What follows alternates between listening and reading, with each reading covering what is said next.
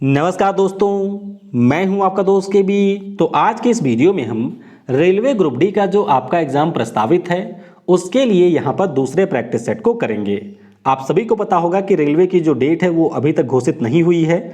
आज यानी कि 27 सितंबर को ट्विटर के ऊपर हम लोगों का आंदोलन भी चल रहा था, जिसमें हम लोगों ने दिन में 2 बजे तक लगभग 4 मिलियन ट्वीट कर दिया है।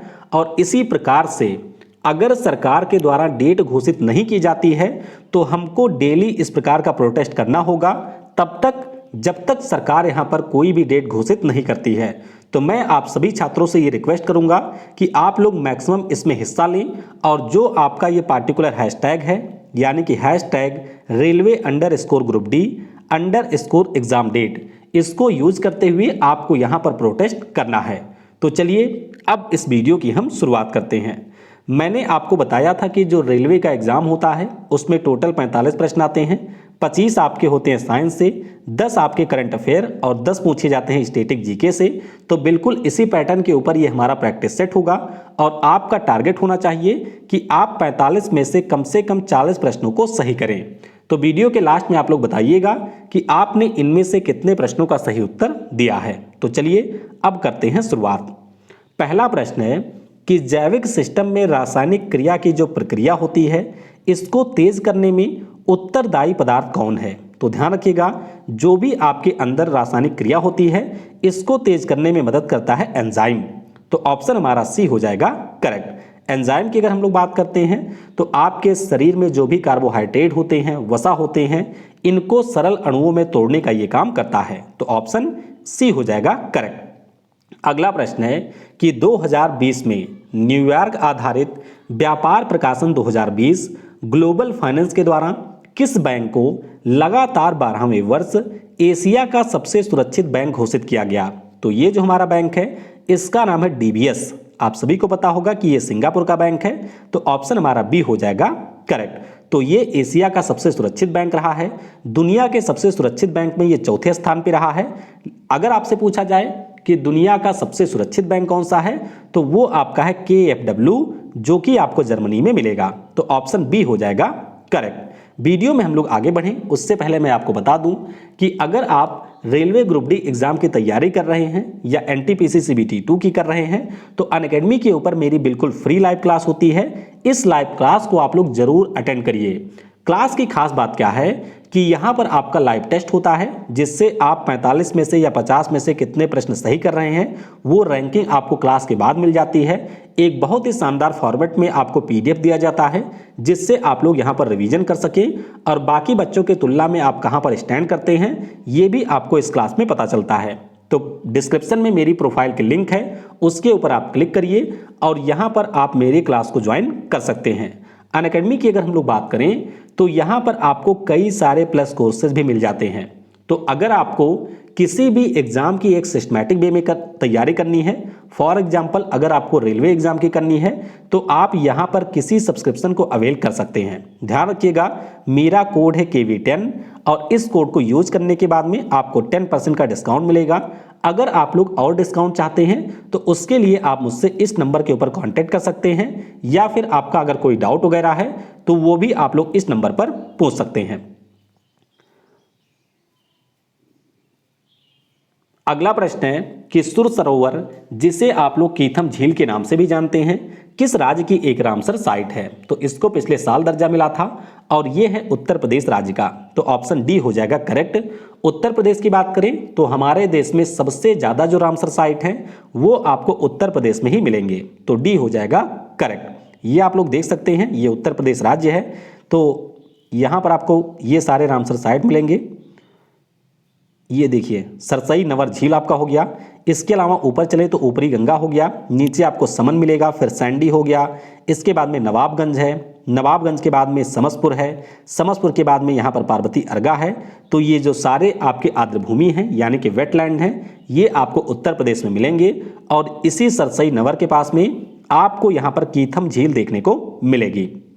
अगला प्रश्न है कि एक तत्व को दूसरे तत्व में बदलने का जो प्रक्रम है इसे आप लोग क्या कहेंगे। तो ध्यान रखिएगा, जब एक तत्व को दूसरे तत्व में बदला जाता है तो इसे कहा जाता है तत्वांतरण या इसे कहा जाता है ट्रांसम्यूटेशन। ऑप्शन हमारा बी हो जाएगा करेक्ट। अगला प्रश्न है कि कठोर जल को उबालने में इस्तेमाल में लाए जाने वाले विद्युत उपकरण के तापन अवयव पर जमने वाली सफेद परत में क्या होता है? तो ध्यान रखिएगा, इसमें आपके कैल्शियम और मैग्नीशियम का लवण होता है। ऑप्शन यहाँ पर सी हो जाएगा करेक्ट। अगला प्रश्न है कि विश्व आर्थिक मंच के द्वारा किस भारतीय अभिनेत्री को पिछले साल यानी कि 2020 में मानसिक स्वास्थ्य के लिए क्रिस्टल अवार्ड से सम्मानित किया गया? तो ये जो पुरस्कार है ये दिया गया है दीपिका पादुकोण को। ऑप्शन यहाँ पर बी हो जाएगा करेक्ट। तो ये प्रश्न ऑलरेडी कई परीक्षाओं में पूछा गया है, इसीलिए इसके ऊपर आपको विशेष ध्यान रखना है। अगला प्रश्न है कि महासागरों से अगर आपको शुद्ध जल प्राप्त करना है तो इसके लिए आप लोग किस विधि का प्रयोग करेंगे? तो ध्यान रखिएगा, यहाँ पर यूज किया जाता है आसवन विधि, जिसे हम लोग डिस्टिलेशन भी कहते हैं। तो ऑप्शन बी हो जाएगा करेक्ट। तो ध्यान रखिएगा, जो आपका आसवन विधि होता है इसमें पहले द्रव को गर्म किया जाता है, उसके बाद में जो यहाँ पर वाष्प होती है उसको स्टोर करके ठंडा किया जाता है और उससे हमको मिलता है शुद्ध जल। तो ऑप्शन बी हो जाएगा करेक्ट। अगला प्रश्न है कि निम्न में से जो महाकाव्य कहानी है जिसका नाम है मनु चरित्र, इसके लेखक कौन है? देखिए, मनु स्मृति ये नहीं है, इसका नाम है मनु चरित्र और इसे लिखा है अल्लासानी पेदना ने। किसने? अल्लासानी पेदना ने लिखा है। ऑप्शन आपका बी हो जाएगा करेक्ट। तो देख सकते हैं ये जो हमारी किताब है वो तेलुगु भाषा में लिखी गई है और इसे लिखा है अल्लासानी पेदना ने। अगला प्रश्न है कि गैसोलीन को निम्नलिखित में से मिश्रित करके गैसोहाल हम लोग बनाते हैं। तो ध्यान रखिएगा, गैसोलीन का मतलब होता है पेट्रोल और गैसोहॉल की अगर हम लोग बात करें तो जब हम लोग पेट्रोल में मिला देते हैं एथिल अल्कोहल यानी कि पीने वाली शराब, तो ये बन जाता है गैसोहॉल। तो ऑप्शन आपका सी हो जाएगा करेक्ट। भारत सरकार ने ये टारगेट रखा है कि 2025 तक जो हमारा यहाँ पर पेट्रोल होता है उसमें हम 20% मिलाएंगे एथिल अल्कोहल। तो सी हो जाएगा करेक्ट। अगला प्रश्न है कि मानव शरीर के तंत्र में विटामिन निम्नलिखित कार्य नहीं कर सकते। तो ध्यान रखिएगा, विटामिन जो आपके होते हैं ये पाचन में मदद करते हैं, जो भी आपकी औषधियाँ होती हैं उनके मेटाबॉलिज्म प्रोसेस में भी ये मदद करते हैं, आपके शरीर में वृद्धि में सहायता करते हैं, लेकिन ये शरीर को ऊर्जा नहीं देते हैं। तो ध्यान रखिएगा, ऑप्शन यहाँ पर डी हो जाएगा करेक्ट। अगला प्रश्न है कि हमारी पृथ्वी की जो पपड़ी होती है उसमें जो एल्यूमिनियम है वह किस रूप में पाया जाता है? तो ध्यान रखिएगा, एल्यूमिनियम का जो ओर होता है वो आपका है बॉक्साइट और इसी बॉक्साइट के रूप में एल्यूमिनियम पाया जाता है। तो ऑप्शन बी हो जाएगा यहाँ पर करेक्ट। अगर आपसे पूछा जाए कि हमारी जो अर्थ की क्रस्ट होती है इस पर सबसे ज़्यादा कौन सी धातु मिलती है, तो भी आपका उत्तर हो जाएगा एल्यूमिनियम। ऑप्शन बी हो जाएगा करेक्ट। अगला प्रश्न है कि तात्कालिक शक्ति के लिए जो भी हमारे धावक होते हैं यानी कि जो रनर होते हैं उनको क्या दिया जाता है? तो आप सभी को पता होगा कि इनको दिया जाता है ग्लूकोज। ऑप्शन आपका डी हो जाएगा करेक्ट। तो ध्यान रखिएगा कि जो भी हमारे धावक वगैरह होते हैं उनको तुरंत शक्ति के लिए दिया जाता है ग्लूकोज। अगला प्रश्न है कि भारतीय संविधान के किस अनुच्छेद के अनुसार कोई व्यक्ति संसद की किसी सीट को भरने के लिए चुने जाने का तब तक पात्र नहीं होगा जब तक कि वह भारत का नागरिक ना हो? तो ध्यान रखिएगा, इसके बारे में बताया गया है अनुच्छेद 84 में। किसमें? अनुच्छेद 84 में बताया गया है। ऑप्शन यहाँ पर सी हो जाएगा करेक्ट। अनुच्छेद 61 की बात करते हैं तो इसमें जो हमारे राष्ट्रपति होते हैं उनके विरुद्ध महाभियोग लाया जाता है इस अनुच्छेद के अंतर्गत। अनुच्छेद 76 की अगर हम लोग बात करते हैं तो इसमें जो हमारे देश के अटॉर्नी जनरल होते हैं उनके बारे में बताया गया है। और अनुच्छेद 80 में क्या है ये आपको नीचे कमेंट में बताना है। अगला प्रश्न है कि रेयान नाम का जो कपड़ा होता है इसको बनाने के लिए हम किस फाइबर का यूज करते हैं? तो ध्यान रखेंगे, यहाँ पर हम लोग सेल्यूलोज का यूज करते हैं। ऑप्शन आपका ए हो जाएगा करेक्ट। अगला प्रश्न है कि ज्वरांतक यानी कि जो आपकी एंटीपायरेटिक दवा होती है वह शरीर में क्या काम करती है? तो ज्वरांतक यानी कि जब आपको ज्वर यानी कि बुखार हो जाता है तो उसके लिए हम यूज करते हैं और ये आपके शरीर के तापमान को कम करती है, यानी कि ऑप्शन यहाँ पर ए हो जाएगा करेक्ट। अगला प्रश्न है कि बोरिक अम्ल क्या है? तो बोरिक अम्ल की अगर हम बात करें तो ये आपका होता है एक एंटीसेप्टिक, यानी कि यह एक मृदुल प्रतिरोधी होता है। बोरिक अम्ल की अगर हम लोग बात करें तो ये मुख्य रूप से आपके काकरोच, मक्खी या कीड़े मकोड़ों को नष्ट करने में भी किया जाता है और ये हमारा होता है एक एंटीसेप्टिक। फार्मूला क्या है? तो H3BO3 ये होता है बोरिक अम्ल का फार्मूला। अगला प्रश्न है कि जब आपके शरीर में होता है डिहाइड्रेशन तो उसके दौरान शरीर में किस पदार्थ की होती है कमी? देखिए, आप सभी को पता होगा कि जब शरीर से डिहाइड्रेशन होता है तो आपका पानी कम हो जाता है शरीर में। तो अगर आपने ऑब्जर्व किया हो तो कभी जब आपको पसीना होता है तो पसीने का स्वाद आपका होता है नमकीन। नमकीन का मतलब क्या हुआ कि उसमें आपका मिला होता है नमक। यानी कि जब भी डिहाइड्रेशन होता है तो उस स्थिति में सोडियम क्लोराइड की हो जाती है शरीर में कमी। तो ऑप्शन बी होगा यहाँ पर करेक्ट। अगला प्रश्न है कि निम्नलिखित में से किसने 1990 में धौलावीरा की खुदाई शुरू किया था? तो धौलावीरा की जो खुदाई है इसको शुरू किया था आर.एस. बिष्ट साहब ने। किसने? आर.एस. बिष्ट साहब ने इसको शुरू किया था। और धौलावीरा के बारे में ध्यान रखिएगा कि ये हमारे सिंधु सभ्यता का एक स्थल है, गुजरात राज्य में है ये, और इसको इस साल यूनेस्को के द्वारा 40वें स्थल के रूप में हमारे देश में मान्यता दी गई है। तो ऑप्शन बी होगा यहाँ पर करेक्ट। अगला प्रश्न है कि लोक नाट्य भांड पाथेर निम्न में से किस राज्य की नृत्य शैली है? तो ये अभी CHSL में पूछा गया था। ध्यान रखिएगा ये आपके कश्मीर की है। ऑप्शन यहाँ पर सी हो जाएगा करेक्ट। तो ये होता है भांड पाथेर, जो आपका कश्मीर है वहाँ के रूरल एरिया में इसको किया जाता है। तो ऑप्शन सी होगा करेक्ट। अगला प्रश्न है कि रेडियो कार्बन डेटिंग का इस्तेमाल निम्नलिखित में से किस उम्र का अनुमान लगाने में किया जाता है? तो जो आपके फॉसिल होते हैं यानी कि जो हमारे जीवाश्म होते हैं उनमें इसका उपयोग किया जाता है। तो ऑप्शन यहाँ पर बी हो जाएगा करेक्ट। अगला प्रश्न है कि मानव जाति के लिए ओजोन महत्वपूर्ण क्यों है? तो ध्यान रखेंगे, अगर हम लोग ओजोन परत की बात करते हैं तो जो भी आपके सूर्य से अल्ट्रावायलेट रेज आती हैं उनको ये पृथ्वी पर पहुंचने से रोकता है, और इसीलिए हमारे लिए ओजोन इतना ज़्यादा महत्वपूर्ण है। आपके समताप मंडल में ओजोन स्थित होता है। ओजोन की अगर हम बात करें तो O3 होता है इसका फार्मूला। तो ऑप्शन यहाँ पर सी हो जाएगा करेक्ट। अगला प्रश्न है कि DDT उस रसायन का नाम है जो निम्नलिखित की तरह उपयोग किया जाता है। तो DDT की अगर हम बात करें तो इसका उपयोग कीटनाशक के रूप में किया जाता है, यानी कि पेस्टिसाइड के रूप में किया जाता है।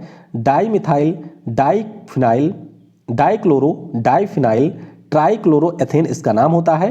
तो ऑप्शन आपका बी होगा यहाँ पर करेक्ट। अगला प्रश्न है कि उगादि निम्नलिखित में से किस राज्य का प्रसिद्ध त्यौहार है? उगादि की बात करते हैं तो आंध्र प्रदेश में रहने वाले जो लोग हैं वो इसको नए वर्ष के रूप में मनाते हैं। तो ध्यान रखेंगे ऑप्शन यहाँ पर सी हो जाएगा करेक्ट। मैंने आपको बताया था कि जैसे प्रथम वैशाख होता है जिसको पश्चिम बंगाल के लोग नए वर्ष के रूप में मनाते हैं, जैसे महाराष्ट्र के लोग गुड़ी पड़वा मनाते हैं, जैसे केरल के लोग आपके विशु मनाते हैं, उसी प्रकार से आंध्र प्रदेश के लोग मनाते हैं उगादि। तो सी हो जाएगा करेक्ट। अगला प्रश्न है कि प्रतिदीप्त नली यानी कि फ्लोरोसेंट ट्यूब में साधारणतया काम में लाए जाने वाले पदार्थ कौन है? तो ध्यान रखिएगा, जो आपकी फ्लोरोसेंट ट्यूब होती है उसमें एक तो होता है मरकरी की वाष्प और दूसरा होता है यहाँ पर ऑर्गन। तो इस प्रश्न का ऑप्शन सी हो जाएगा करेक्ट। ध्यान रखेंगे, फ्लोरोसेंट ट्यूब में आपके मरकरी की वाष्प होती है और इसमें होती है आर्गन गैस। तो सी होगा करेक्ट। अगला प्रश्न है कि अलसी की जो खल होती है यानी कि जिन्हें आप लोग लिंसीड केक कहते हैं, ये किस काम में आती है? तो जाहिर सी बात है ये आपके पशुओं को खिलाने में काम आती है। ऑप्शन बी हो जाएगा यहाँ पर करेक्ट। हाँ, ये आपका वही है चोकर, जिसे आप लोग कहते हैं चोकर। गांव में एक कहावत भी है, पता नहीं क्या नाम है, कि जो खाई चुनी चोकर मोटा के हो जाएगा धोकर। तो ध्यान रखिएगा ये चोकर होता है और पशुओं को खिलाने में इसका यूज किया जाता है। अगला प्रश्न है कि चंबल किसकी सहायक नदी है? तो चंबल की बात करें तो ये हमारे यमुना की सहायक नदी है। ऑप्शन यहाँ पर डी हो जाएगा करेक्ट। चंबल नदी आपके मध्य प्रदेश में जनापाओं की पहाड़ियों से निकलती है, फिर ये थोड़ा सा इंटर करती है राजस्थान में और उसके बाद में जाकर के यमुना नदी में ये मिल जाती है। तो ऑप्शन यहाँ पर आपका यमुना हो जाएगा करेक्ट।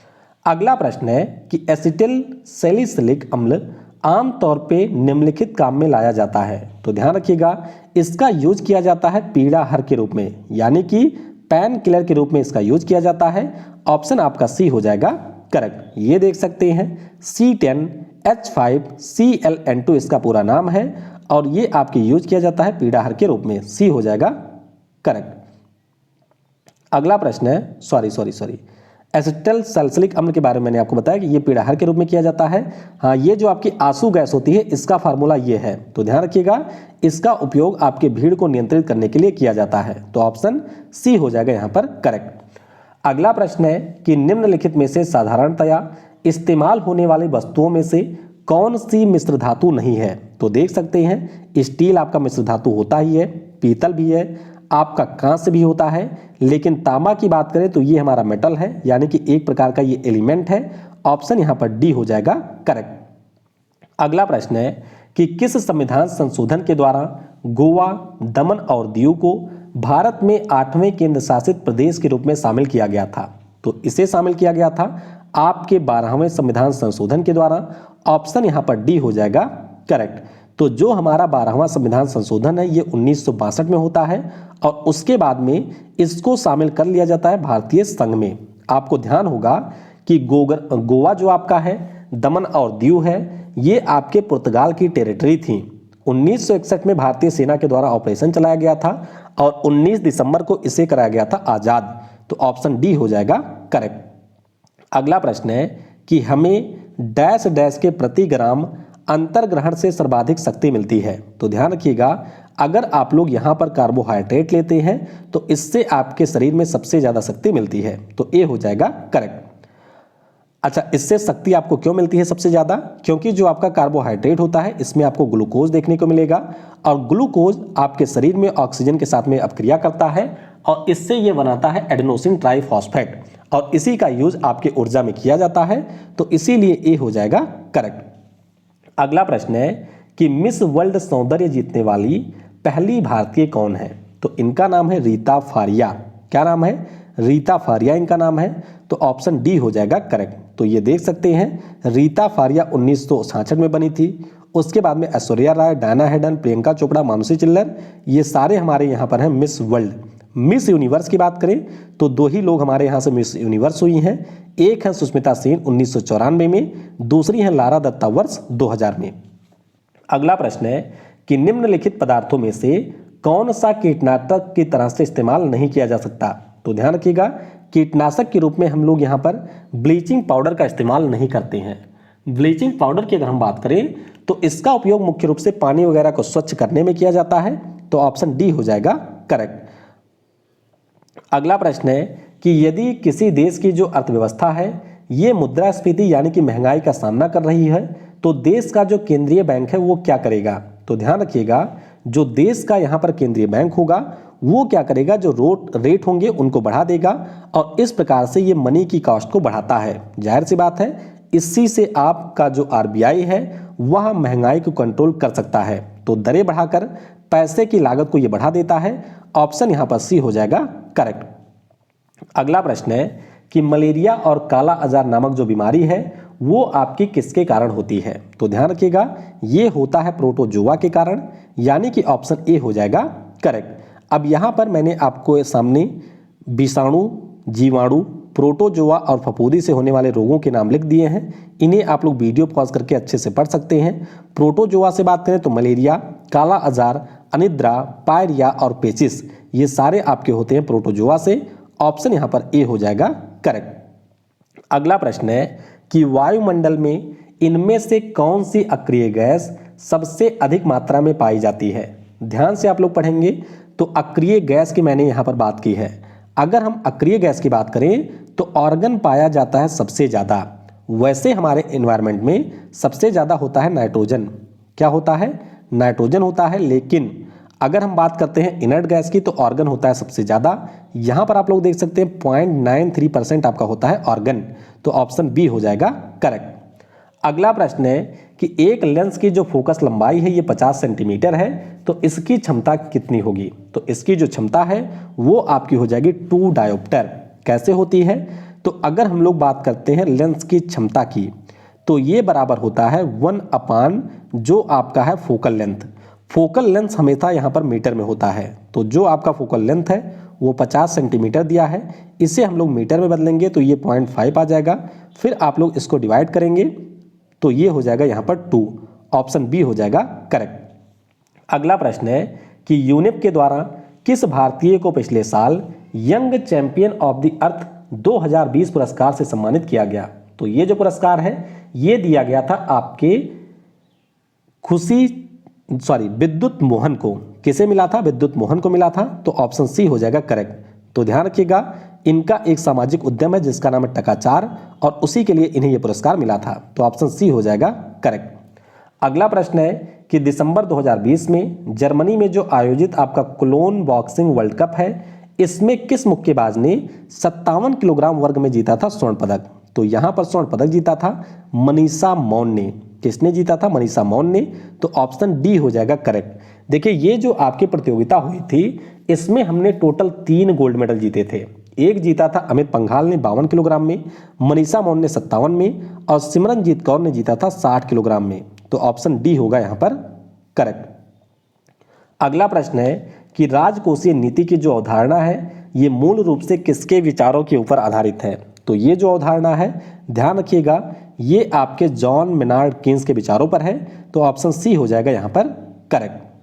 अगला प्रश्न है कि निम्नलिखित में से कौन सा एक प्रोटीन का मुख्य स्रोत नहीं है? प्रोटीन की बात हो रही है तो ध्यान रखिएगा, जो हमारा यहाँ पर गेहूं होता है इसमें आपको सबसे ज़्यादा मिलता है कार्बोहाइड्रेट। हालांकि प्रोटीन होता है लेकिन वो बहुत ही कम मात्रा में होता है। बाकी सोयाबीन की बात करें, मछली की बात करें, चना की बात करें तो इसमें प्रोटीन आपका प्रचुर मात्रा में होता है। गेहूं में ये बहुत ही कम होता है। तो बी हो जाएगा करेक्ट। अगला प्रश्न है कि निम्नलिखित में से किसको डेविल फिश के नाम से जाना जाता है? तो जो आपका ऑक्टोपस होता है इसे डेविल फिश भी कहा जाता है।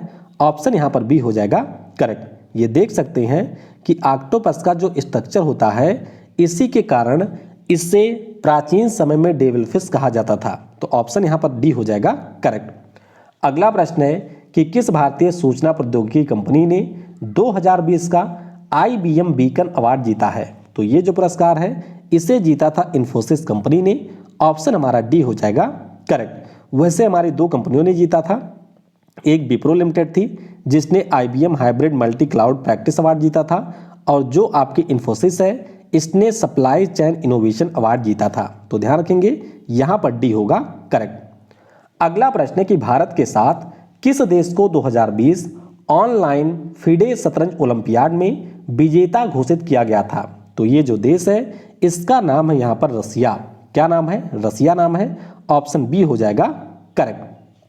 अगला प्रश्न है कि आरबीआई के द्वारा रिजर्व बैंक इनोवेशन हब के पहले अध्यक्ष के रूप में किसे नियुक्त किया गया? तो यहां पर नियुक्ति हुई थी क्रिस गोपालन की, जो कि इन्फोसिस कंपनी के सह संस्थापक थे।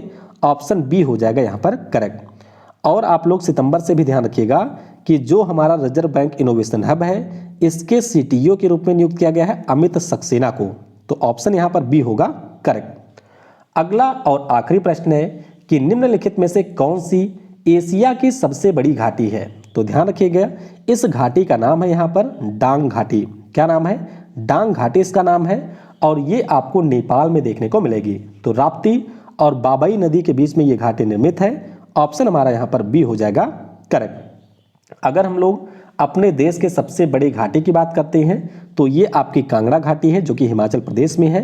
और अगर हम लोग दुनिया के सबसे डीपेस्ट घाटी की बात करते हैं तो वो है काली गंडकी, जो कि आपको नेपाल में देखने को मिलेगी। तो इस प्रकार से जो आपके 45 संभावित प्रश्न थे उनको हमने यहाँ पर डिस्कस कर लिया है। अगर आपने ईमानदारी से इसको अटेम्प्ट किया है तो आप अपना स्कोर बता सकते हैं। और अगर आपने वीडियो को यहाँ पर तक देखा है तो आप नीचे कमेंट में लिखिएगा yes I can do it. Thanks for watching. जय हिंद, जय भारत और सबसे जरूरी, पढ़ेगा भारत तो बढ़ेगा भारत।